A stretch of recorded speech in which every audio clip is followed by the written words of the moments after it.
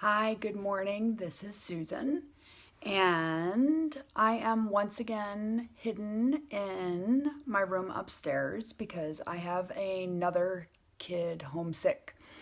So I think that I have had all year, I think I've had a million kids sick home, and I guess some years, the kids are healthier than others. So I think that's what happens when you have four kids is that it's not one kid staying home all the time, but they stagger just to make sure that I remember that they're mine and I'm their mom. Hi, Robin. How are you? So good to see you.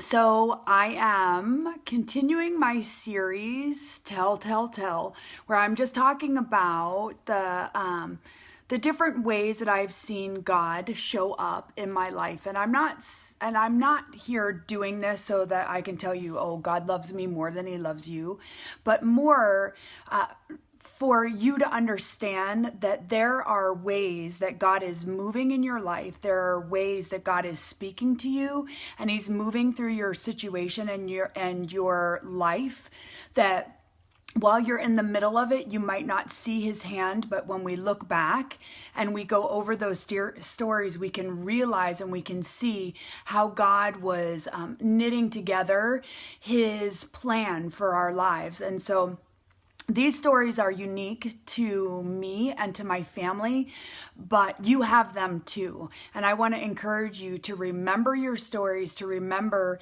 the times that God navigated things for you. And there's no such thing as something too small that it's not important to the Lord. Like if it matters to you, it matters to him. So I'm going to backtrack a little bit because when I was talking about one of my stories about how we moved from Pennsylvania to here and talking about like even down to our house. And the Lord reminded me of another story that I tell when I remember it, but it's another one of those things that after time you can kind of just forget how much it meant to you at the time. So Philip and I had been married. We had been married, I think, about 2.5 years, 2 years. And we really wanted to move into a house. And we wanted to move. At the time, we were living further out from town and our church was in town and our friends were in town. And we really, really wanted to move into I say city, but you have to understand we're in Virginia. So the term city means something different in Pennsylvania than it does here. But I would say a bigger town, but in Pennsylvania it's considered a city. So we wanted to move closer to town to be with our friends and around our church. And so I really started praying for a house. I started praying for where God wanted us to be. And I actually made a list. And and I wasn't trying to give God like this whole agenda of what I needed in order to appreciate my home, but there were certain things that I really, really wanted. And and I was believing for them. I was hoping for them. So some of the things that were on the list, like one of the things was I wanted hardwood floors all through the first floor of my house. Like I wanted hardwood floors because I knew we were going to be having kids and I just didn't want to deal with carpet. So I wanted hardwood floors.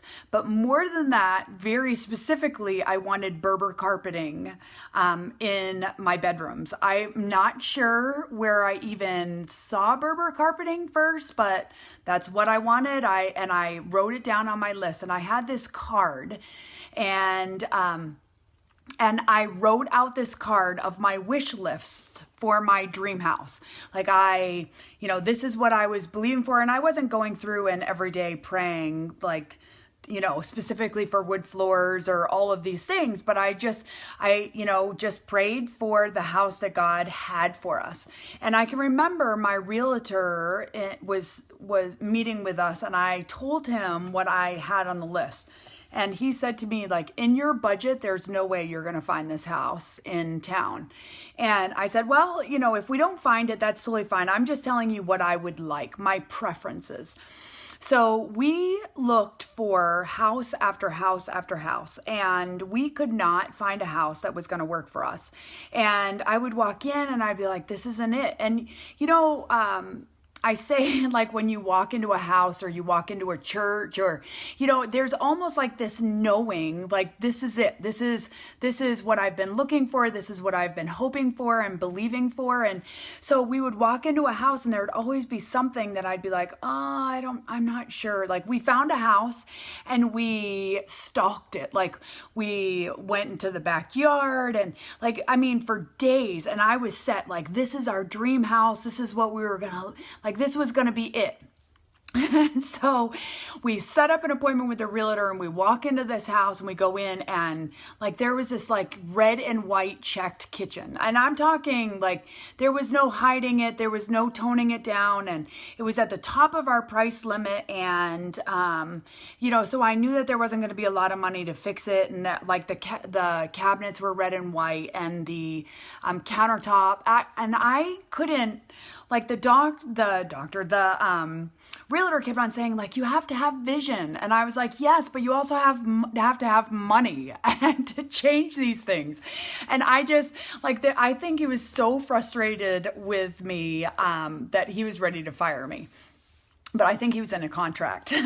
So finally, I said, there's a house I want to see. I told him where it was, and we didn't know much about it. I hadn't seen pictures or anything like this. And I walked into the house, and the realtor met us at the entranceway and said, Susan, like, this is everything that you want. This is everything that you're looking for. And so I walked into the house and it had everything that was on my list. It had the hardwood floors. It had the Berber carpeting upstairs in the bedroom. That's pretty specific. And, like, there were all of these things that I was hoping for and that I was believing for. Not because I needed it, but just because I wanted it. And we ended up buying the house. We got it at a deal compared to what other houses were going for. And, it was another time where I knew that, like, that was exactly where God wanted us, that he had already put those things in my heart, that he had already had a plan for it when I was making out that list. And I'm not saying this in a way that emphasizes materialism. I'm just saying that there was something that God put in my heart and I wrote it out and I was believing for it. And he had already worked it out. When I wrote that list, that house was already on the market. That house was already empty. And so I think, like, so often we say, it doesn't matter. Those are things that don't matter.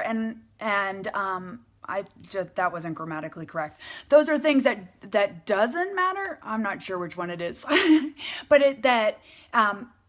but to believe that those are little details that do matter to him, that if we lay them before him and we say, God, I would love these things. I will take your will. I will believe, I will walk through doors that you want me to walk through, but I'm hoping and believing for this.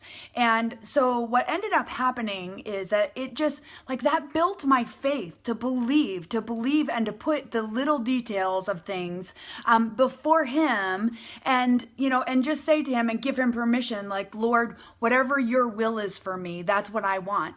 So when we came to where we are now and we once again, like, started looking for a house, I again made a list. Now, I wasn't as specific as far as what kind of carpeting I wanted, but there were certain things that I knew, more importantly, that were important to Philip. Like, Philip really wanted a laundry room. He really wanted a garage. There were things that he really wanted. And so I wrote those down in a list and I started praying and just asked the Lord, if this is your will, I pray that you would make this available for us and that we would find this home if it's somewhere. And so I made this list and I started praying for it. So I want to show you my list. Like, so this is my, like, these are the lists. It's when I was looking for them, like I found them like these cards all over the house. And it's not just, I'm using an example for the house situation, but there are things that I have believed for my kids. I have lists for my kids. I have lists for my marriage. I have things that I'm believing for in ministry and in churches. And so I find I didn't even realize how many of these cards were all over the place until I started looking for the card today about the house. Is that, like, I guess that's kind of my thing, is that I write down these things that I'm believing for. And I'm not saying that if I don't get them, I'm going to throw myself on the floor. I'm just saying, like, God, here's my heart's desire. Here are my wishes. And if it's in your will that it would happen. And it's so funny because I'm looking through this list. I found this one list of things that I was believing for one of my children, and I haven't read this in a long time. So I'm guessing this was before Jennifer came to live with us. So this list here that I'm looking at is over 5-6 years old. And I'm looking at it and I'm reading some of the things that I was praying for specifically for my oldest son. And I'm reading this and I'm like, oh my goodness, like that was my prayer request. And I see Elliot doing that now. I see that in his life now. And so sometimes, like, I write these lists because I'm writing them out. But when I go back and I look at these things, it builds my faith because I realize that no, it didn't happen. Like the year I wrote this, it did not happen. So maybe I gave up on my list. But the year that I was believing for this, it didn't happen. Like, and it didn't happen the year after that, and it didn't happen the year after that. But when I'm looking at this prayer request, I will say in the past year, this has happened. Like this, the thing that I was believing for 6 years ago, I'm now seeing in my son. And so, like, I just encourage you, like, I'm not a great journaler, but I am obviously a great list maker. So write down your heart's desires, write down what you're believing for, write down what you're hoping for, and give God permission to move on your behalf. And so finishing my story about the house, when we came here and I had my list and I told my realtor the list that I was believing for. And when we walked into this house, again, like the things that were important to me and the things that were important to my husband that we were hoping for, those things are in this house. And he didn't give me or make a way for me with this house so that I could lord over it and hold it tight. He gave me this house in the way that it's designed so that I can share it. I can, like right now on Wednesday nights, we have youth that meet here. And let me tell you, you have to surrender over your home when you have 15 to 20, 25 kids coming into your house every Wednesday night. And it's a joy because I can hear them and I can hear them laughing and what a great time they're having. We have small groups here. We invite people over for dinner. And like, I believe that God gave us this house so that we could entertain him, but that we could entertain others, so that we could be a light in this community, that we could be a light in this school. And it's funny because one of the first things, like anyone that sees my laundry room, because it's enormous, because God knew that I was going to have 4 kids after I moved here. So he knew that I needed a lot of space because it was always going to be full. So they, like, if someone sees my laundry room, the first thing they say is, oh my goodness, that is like the best laundry room I've ever seen. And it's like, it's long. There's plenty of space for all of my baskets of laundry that somehow I get finished and the next day they're all there again. But I'm telling you, like those are the things, like, and when people say that, I'll say, yeah, that was really important to Philip, because I could have cared less if I had a big laundry room. I wanted a big kitchen. So I got that as well. But I'm just saying that, like, God cares. And I know that there are people that preach. There are people that tell and write books about how it really doesn't matter, that if God doesn't use you, he'll use somebody else. And I think to some extent, yes, God doesn't doesn't need me.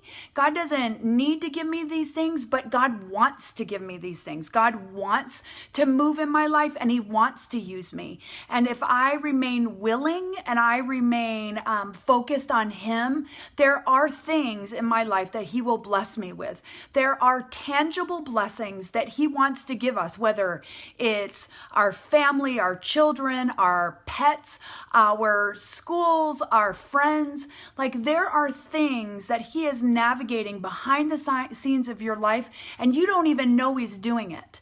So don't give up hope.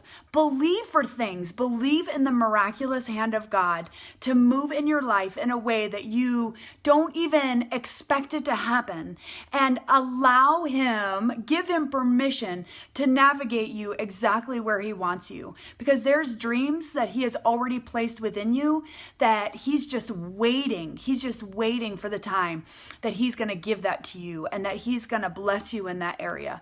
So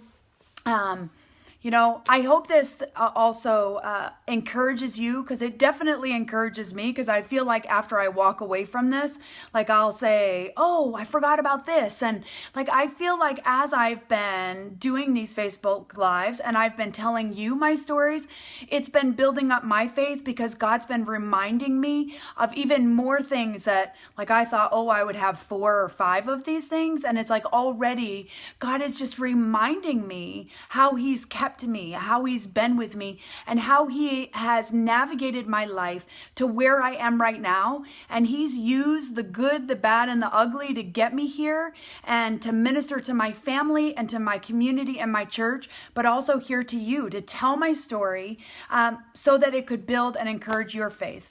So thank you so much for watching. If you get a chance, don't forget to post a comment so that Facebook will recognize this and share this. And I hope you guys have a great day. I think I still have more stories to tell next Tuesday. So I will be back, and I will talk to you later. Bye.